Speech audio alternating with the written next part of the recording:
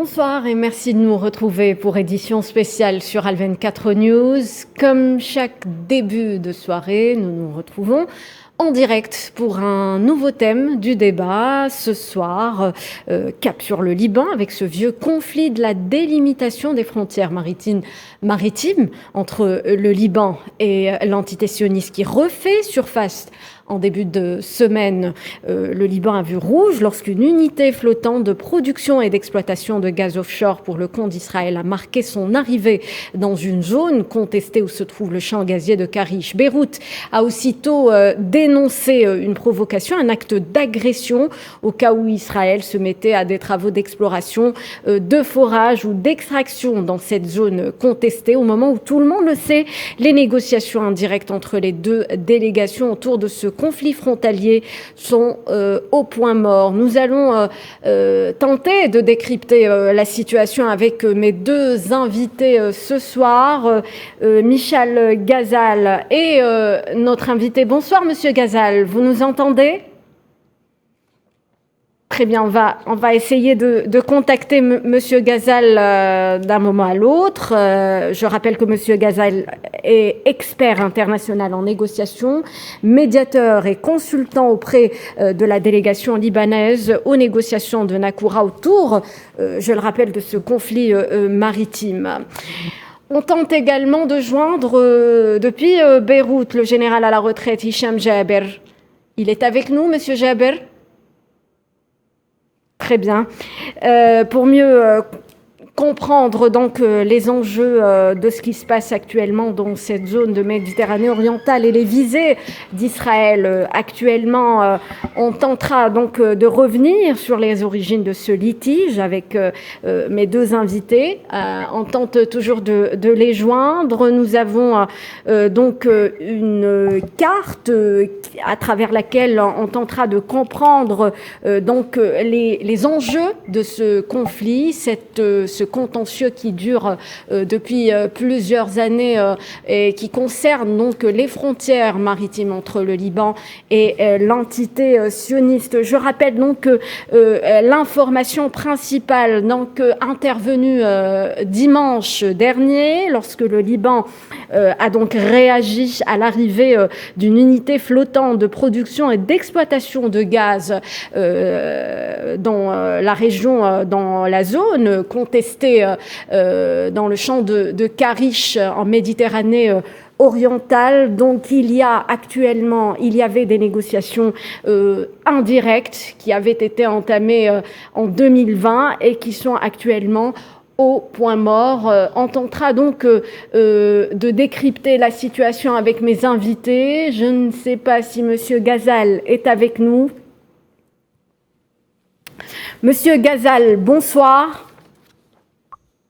Bonsoir. Bonsoir Monsieur Ghazal. Donc je rappelle que vous êtes expert international en négociation. Vous intervenez avec nous depuis Paris. Vous avez Monsieur Ghazal donc pris part à cette donc délégation libanaise qui a négocié indirectement avec Israël en 2020. Monsieur Ghazal, j'aimerais tout d'abord revenir avec vous sur l'origine de ce litige pour mieux comprendre. Nous avons justement une carte qui montre un petit peu ce conflit. Est-ce que vous pouvez commenter avec nous cette carte ? Je ne sais pas si vous la voyez, Monsieur Ghazal. Non, pas encore. Juste vous dire que j'ai été accompagnateur de l'équipe, donc j'étais consultant auprès de la délégation libanaise. Voilà, donc c'est parfait. Donc vous avez là la carte qui dessine d'abord la ligne 1 qui est au plus haut, qui est la ligne qui a été posée par Israël. Ensuite, la ligne du milieu, c'est la ligne de Frédéric Hof qui est venu en tant que médiateur en 2011 et qui a tranché entre la ligne 23 qui est dans la zone bleue en haut et donc ça donne les 860 km² de surface maritime et il les a partagés à 45% pour Israël et 55% pour le Liban, ce que le Liban avait rejeté. Et puis à l'ouverture des négociations en octobre 2020, le Liban a déposé une nouvelle ligne qui est la ligne 29, qui correspond plus à la réalité de ses droits maritimes. Oui. Et du coup, il a réclamé 1430 kilomètres de plus au niveau de cette dispute sur les frontières maritimes avec Israël. Alors, qu'est-ce qui est en jeu actuellement dans cette zone, Monsieur Ghazal? L'enjeu, ce sont des milliards de dollars et la préservation côté libanais, la préservation de ses droits maritimes, ne pas être spolié de ses droits maritimes et en obtenir une reconnaissance internationale. Ça, c'est pour le Liban. Et de l'autre côté, Israël, qui y a joué la pseudo-négociation depuis octobre 2020, faisant semblant de négocier, mais elle n'y était pas intéressée. Pour Israël, il est hors de question de sortir de la zone des 860 km² en voulant limiter cette négociation là-dedans. Et du coup, le conflit, et c'est une guerre d'opposition entre les deux pays, l'un disant la négociation, c'est non pas 860 km², mais 860 plus 1430, ça fait 2200 et quelques, et Israël qui a, depuis octobre 2020, voulu limiter cette négociation dans cette zone. On va tenter d'expliquer davantage à nos téléspectateurs donc les enjeux de ce conflit. Hicham Jaber, le général à la retraite, est également notre invité ce soir. Bonsoir. Bonsoir. Vous intervenez avec nous depuis Beyrouth, vous êtes expert en questions sécuritaires. Monsieur Jaber, c'est un vieux dossier qui, il faut le dire, a été ces derniers temps relégué au second plan par la classe politique au Liban. Oui. Il faut dire la vérité pour comprendre de quoi il s'agit. Oui. L'armée libanaise a préparé un dossier solide confirmant les droits du Liban à 1 mètre près. Basé ce dossier sur les droits des mers, les cartes maritimes, les photos aériennes et satellites et d'autres choses. Ce dossier confirme que la ligne 29 représente les limites de la région économique qui appartient au Liban. Oui. Point à la ligne. 10 ans avant, il y avait, le Liban a admis le décret de loi 64-33 qui donnait le Liban, il y a 10 ans, moins que ça. Mais après 8 ans, l'armée libanaise a continué son travail et il a découvert, vu les nouvelles instruments techniques, etc., et il a dit qu'il faut modifier le décret de loi 64-30 complètement au Liban tout ce qu'il y a dans le ligne 29. C'est ça. Maintenant, il y avait un envoyé américain qui est venu,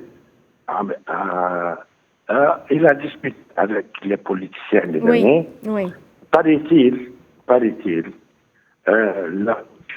au Liban, et dire le Troïka présidentiel voulait faire plaisir aux Américains. Ils ont promis chacun de faire plaire à l'Américain qui tient le point de vue d'Israël. Ce qui est incroyable et impossible et qui est contre le dossier qui est l'armée. L'armée libanaise a fait son mot. Oui. Il a dans le dossier, étant donné que nous sommes dans un pays démocratique, l'armée ne peut pas révolter, mais il a dit, voilà le dossier, et il a dit à l'autorité politique, faites ce que vous voulez. Et il y a actuellement de profondes divisions donc au sein du Liban autour de ce dossier. Il s'agit d'un dossier crucial, on vient de le dire, longtemps éclipsé. Michel Ghazal, vous êtes on l'a dit, parmi les experts ayant accompagné la délégation libanaise à la reprise des négociations en octobre 2020, après une impasse de plusieurs années. Les négociations de 2020 ont aussi connu un échec. Que s'est-il passé pendant toutes ces années? On vient d'en parler. Il y a un contentieux autour donc, de cette ligne 29, une revendication libanaise que refuse pour l'instant Israël. Comme vient de le dire le général Hicham Jaber, cette ligne 29, contrairement à la ligne 23 ou à la ligne 1, qui sont, elles, des lignes totalement arbitraires, est une ligne qui avait été dessinée par l'organisme britannique UKHO, à qui le gouvernement libanais a demandé en 2011 une première mouture pour définir cette frontière maritime, et UKHO a dit au gouvernement libanais, je vous donne avec le peu de data que j'ai encore aujourd'hui la ligne 23, mais dès que je compléterai mes mes données, je vous donnerai les autres lignes. Et UKHO a donné deux autres options, dont l'option B correspond quasiment à quelques mètres près à la ligne 29. Oui. Et c'est effectivement l'armée libanaise qui a acquis toutes les compétences dans le domaine hydrographique, qui a dessiné en 2019 la ligne 29, qui a servi au niveau du démarrage des négociations en octobre 2020 par mandat du président de la République, M. Michel Aoun. Et donc, elle n'est pas arbitraire, elle est fondée sur des critères objectifs du droit de la mer, qui sont le point de départ de la ligne.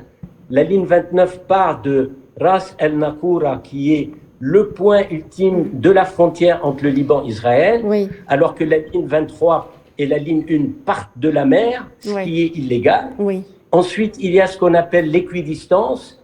Ensuite, ce qu'on appelle l'impact des îlots. Et il y a un îlot qui s'appelle Techelet, qui fait même pas 20 mètres carrés, à qui Israël donne un impact total, donc un impact disproportionné par rapport à sa dimension. Mais Monsieur Ghazal, est-ce que cette ligne 29 est reconnue par le droit international actuellement? C'est-à-dire que le Liban ne l'a pas encore déposée aux Nations Unies. C'est ça ce dont parlait le général Hicham Jaber. Oui. Il faut absolument, et c'est l'action qui a démarré depuis lundi, une action au niveau du Parlement libanais, réclamant et exigeant du gouvernement ce qu'il n'a pas fait depuis des mois, qui est d'amender le décret 6433 qui a été déposé en 2011, et pour retirer la ligne 23, indiquer que c'est la ligne 29 qui est aujourd'hui la ligne officielle du Liban, et déposer cet amendement aux Nations Unies.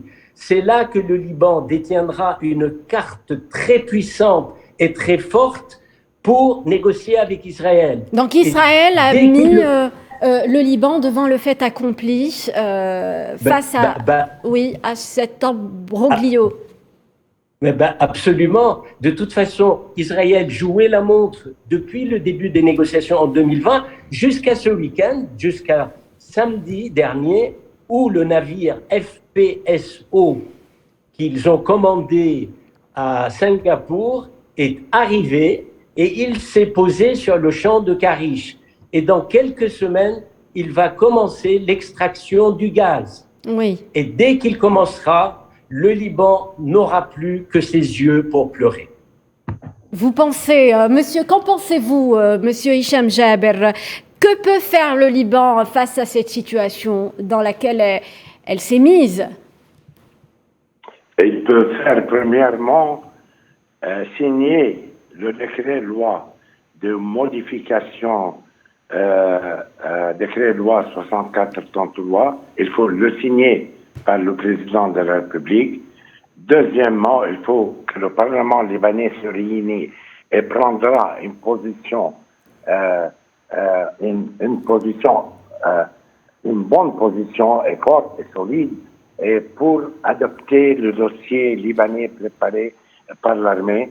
Et troisièmement, il faut envoyé aux Nations Unies que le Liban les rappelé, a envoyé une lettre le 28 janvier de cette année, disant dans cette lettre que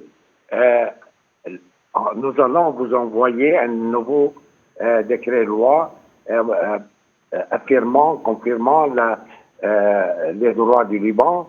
Et deuxièmement, le champ Karish est un champ dont Israël prétend en avoir une grande quantité, plus que son droit. C'est le champ Karish. C'est une question de dispute et négociation. Donc, Israël n'a pas le droit de commencer à commencer le travail. C'est sur la voie diplomatique. Deuxièmement, il faut que le Liban avertisse tous les pays qui sont concernés et considérés amis du Liban, y compris la France et l'Amérique, que le travail d'Israël risque de faire une guerre au Moyen-Orient. Au Moyen-Orient, je dis. C'est pas seulement au Liban, parce qu'une guerre entre le Liban et Israël, ça va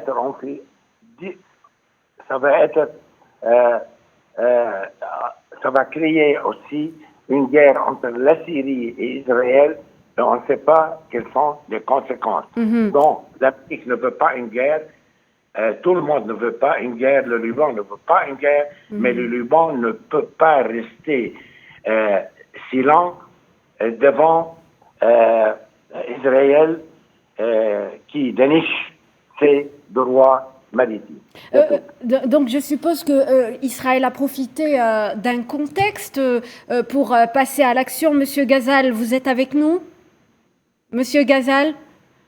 Ah, monsieur Jaber, je suppose qu'Israël a profité d'un contexte pour pouvoir passer à l'action. Il y a actuellement des divisions au sein du pays. Les autorités optent pour la diplomatie et font appel aux médiateurs américains alors que le Hezbollah se dit prêt à passer à l'acte. À quoi peut-on s'attendre dans le contexte actuel? Il est bien entendu qu'Israël a profité du dispute où que les Libanais ne sont pas derrière le dossier, sont mous, si vous voulez dire, devant les Américains. Il a profité de la situation économique actuelle au Liban, qui est dans les bas, et il a profité de la guerre d'Ukraine, il a profité de toutes les conséquences pour mettre le Liban devant une situation nouvelle. Deuxièmement, je vous dis, il y a l'envoyé américain qui s'appelle Amos Rothstein, qui a dit dans c'est pas officiel dans les négociations officielles, il a dit à des amis en dehors du Liban qui m'ont dit personnellement qu'il a dit le dossier d'Israël il est faible, le dossier du Liban il est très fort et solide, mais la différence que toute la société israélienne, y compris opposition et gouvernement et mass média, soutient le dossier israélien, tandis qu'au Liban, il y a beaucoup de divergences, et surtout entre la couche politique et l'armée et la plupart des Libanais. Enfin, je vous dis franchement, chaque politicien au Liban, il a intérêt de faire plaisir aux Américains pour des raisons ou autres. Je ne veux pas expliquer plus que ça. Tous les Libanais connaissent pourquoi la couche politique a essayé de faire plaisir aux Américains pour des intérêts personnels et laisser la fortune du Liban dans la main d'Israël. Très bien. Monsieur Michel Ghazal, vous êtes avec nous? Oui, ça y est, je suis revenu. Très bien, Monsieur Ghazal. J'aimerais vous faire intervenir, vous faire réagir au sujet de ce contexte de division au sein du Liban qui a favorisé qu'Israël puisse passer à l'action. Qu'est-ce qu'on peut dire sur ces divisions actuelles? Un gouvernement qui opte pour la solution, pour la diplomatie, et le Hezbollah qui se dit prêt à passer à l'acte. Oui, c'est justement, c'est ça qui est triste dans cette affaire. Israël, bien entendu, profite des divisions entre les trois leaders politiques libanais, le président de la République, le chef du gouvernement et le président du Parlement, M. Nabi Berri. Et du coup, les Libanais s'entretuent entre eux. Pendant ce temps, Israël continue tranquillement sa stratégie d'occupation du terrain. Oui. Le bateau, comme je le disais, est arrivé sur Karish. Dans quelques semaines, il va pouvoir commencer l'extraction. Mais ça va aller trop vite, hein. Ça va aller très vite pour Israël, qui a déjà conclu des accords avec des compagnies pétrolières pour explorer. Mais même plus. Depuis très peu de temps, la ministre de l'Énergie israélienne a lancé le 4e round d'adjudication au nord de la ligne 29, oui. Ce qui veut dire concrètement qu'il y a le bloc 72 qui va rentrer en ligne de jeu, c'est certain, ils ne l'ont pas dit, mais c'est certain, on peut l'imaginer. Et à ce moment-là, le bloc 72, dans la carte que vous aviez montrée tout à l'heure, oui. va venir sur le champ de Cana, qui lui est, dans l'idéal, appartient au Liban. Et du coup, ils vont déplacer le conflit de Karish vers Cana. Ils sont très forts pour faire ça. Et donc, dans cette affaire, il faut que vous sachiez que depuis hier, il y a eu une conférence de presse formée par le groupe des 13 députés du changement dans le nouveau Parlement pour demander des actions très concrètes au gouvernement. La première, d'amender au plus vite ce fameux décret 6433 dont on parle, qui va instaurer la ligne 29 comme ligne officielle. Et à ce moment-là, Israël ne peut plus dire « Moi, pourquoi voulez-vous que je donne plus au Liban que la ligne 23 ?» C'est leur ligne officielle. Et si on se met à leur place, on peut tout à fait le comprendre. Oui.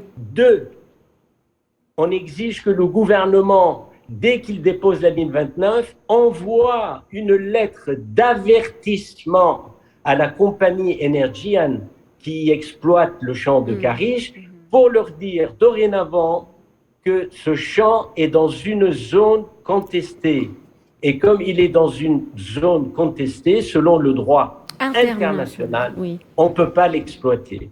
Ce qu'a dit le général tout à l'heure par rapport à la lettre envoyée par M. Bouhabib, qui est le ministre des Affaires étrangères, le 28 janvier 2022 aux Nations Unies, et qui dit, voilà, nous avons la ligne 29 qui a été la ligne négociée, etc., etc., ça n'a pas la force juridique qu'un dépôt en bon et due forme de la ligne 29 aux Nations Unies. Et quand on parle des politiques libanais, jusqu'à récemment, il y avait 2 présidents du Parlement et du gouvernement qui disaient, pour eux, c'était la ligne 23, et le président, c'était vraiment, il soutenait l'équipe avec ces éléments qu'ils avaient apportés concrètement avec la ligne 29, et malheureusement, le 12 février de cette année, il a fait une volte-face qu'on ne s'explique pas, oui. en disant qu'il s'alignait sur la ligne 23. Alors, mettez-vous à la place d'Israël. Ils disent, on va les laisser les Libanais se disputer entre eux, oui. et puis nous, on va continuer notre travail. Très bien. Donc, il y a ce contexte de division qui a favorisé donc qu'Israël puisse passer à l'action, on vient de le dire. J'aimerais revenir avec vous également sur le rôle des États-Unis dans ce dossier. Les États-Unis, qui, je le rappelle, jouent les médiateurs depuis Frédéric Hoff, au nouveau médiateur, le général Hicham Jaber vient d'en parler, Amos Hochstein. Certaines parties au Liban l'accuse de prendre parti en faveur d'Israël. Qu'en pensez-vous, Monsieur Ghazal? Rien que de savoir que Hochstein a la double nationalité, et américaine et israélienne, on peut déjà se poser des questions sur les critères de définition d'un bon médiateur. Le médiateur doit être impartial et neutre vis-à-vis des parties, et il est là pour les aider à trouver un accord parce que toutes seules, elles n'y parviennent pas. Ouais. Malheureusement, depuis que John Desrochers, qui était le médiateur qui avait commencé en octobre 2020, il a été écarté en juillet 2021 et c'est Amos Hochstein qui a été nommé à sa place. Alors que Desrochers commençait à montrer une ouverture à la stratégie de négociation que le Liban a mis sur la table. Il a dit clairement, on est ouvert à ce qu'on oublie toutes les lignes, 29, 23, la ligne off et la ligne 1, qu'on dessine ensemble une nouvelle ligne avec des experts que vous, les Américains, vous nommerez. Et les Américains ne l'ont pas fait. Ils ont écarté John Desrochers, ils ont nommé Amos Hochstein, et celui-ci joue un rôle absolument ambigu depuis le début de sa nomination, puisqu'il balade les Libanais en faisant ce qu'on appelle les visites alternatives entre le Liban et Israël, mais il met à chaque fois 2 à 3 mois avant de se manifester, justement pour gagner du temps, et c'était pour faire en sorte que le bateau arrive sur le champ de Karish. Mais voilà. J'aimerais justement faire réagir le général Hicham Jaber sur le rôle des États-Unis actuellement. Justement, le médiateur américain est attendu à Beyrouth, je crois, pour rencontrer les autorités libanaises. L'envoyé américain, d'après que j'ai pris, qu'il va arriver à Beyrouth, je crois, le dimanche prochain. Oui. Mais de toute façon, l'envoyé américain n'est pas neutre du tout, tout le monde le sait. L'Amérique toute entière n'est pas neutre, elle est dressée à côté d'Israël. Mais il faut que le Liban s'adresse à Washington, à Paris, à tous les pays amis, de dire que les pays qui sont concernés, à avertir Israël d'arrêter de ne pas faire l'extraction, risque de conflit et risque de guerre, comme je dis. Deuxièmement, Hezbollah n'a pas le droit, il voit, il est observateur, il a menacé, mais à mon avis, étant que Libanais, Hezbollah n'a pas le droit de commencer des opérations militaires contre Israël. Parce que la plupart, beaucoup des Libanais ne le veulent pas. Commençons par l'armée libanaise. Elle est faible. La marine libanaise ne peut pas faire face à la marine israélienne. Mais à mon avis, si la marine libanaise commence à donner des tirs d'alerte, de wake-up, comme on dit, et attendant la réaction d'Israël, s'il est agressif, à ce moment-là, dans quelques heures, Hezbollah pourra commencer, il sera dans une position de défendre le Liban. C'est pas dans une position. C'est une probabilité. On peut s'attendre à une riposte du Hezbollah. En guise de dernière question, Michel Ghazal, face à cette impunité, allez-y, Monsieur Ghazal, vous voulez intervenir? Juste par rapport à l'annonce surprise de la visite de M. Hochstein, peut-être ce dimanche, peut-être lundi, moi, ce que je dis, que c'est une nouvelle manœuvre et que c'est de la poudre aux yeux du peuple libanais, parce que depuis hier, lundi, il y a le Parlement qui a commencé à agir et à exiger des choses du gouvernement, et il y a d'autres députés qui vont s'agréger à cette action du groupe du changement, des 13 députés du changement, et j'ai dit tout à l'heure quelles sont les actions très concrètes qu'ils ont l'intention de faire. Donc, on ne va pas perdre du temps, on ne va pas décaler encore ces actions concrètes qu'on doit faire, et c'est ça l'espoir des Américains qui jouent un rôle absolument infernal par rapport à cette négociation. Et les Libanais sont divisés en 2 parties. Il y en a qui sont avec le Hezbollah, qui lui a d'autres agendas, puisque pour lui... Merci Monsieur Michel Ghazal pour votre intervention.